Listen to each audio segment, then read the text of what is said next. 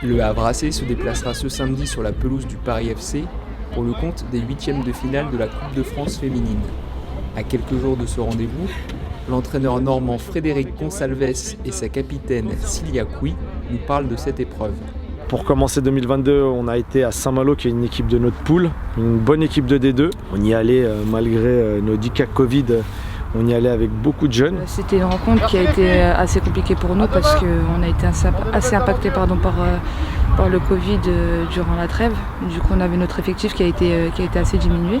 Donc on s'est présenté à Saint-Malo avec une équipe très rajeunie.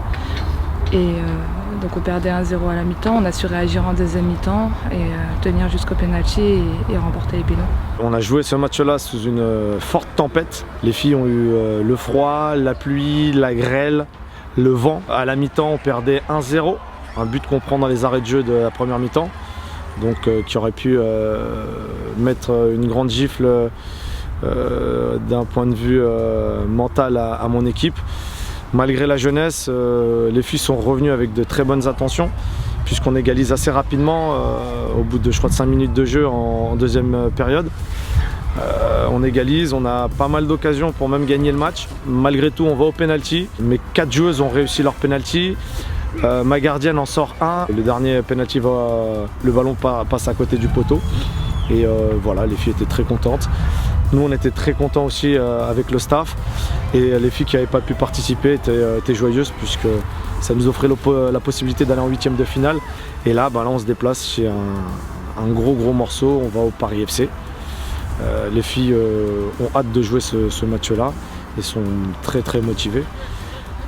J'ai envie de vous dire, ça nous fera notre 4e déplacement en Coupe de France. Pour nous, la Coupe de France, c'est que du plus. Donc c'est un bonus. Nous qui étions en D1 l'année dernière, ça nous fait plaisir de rejouer contre une D1 pour ce tour de Coupe de France. Ça va nous permettre aussi peut-être de nous jauger, de voir où on se trouve actuellement.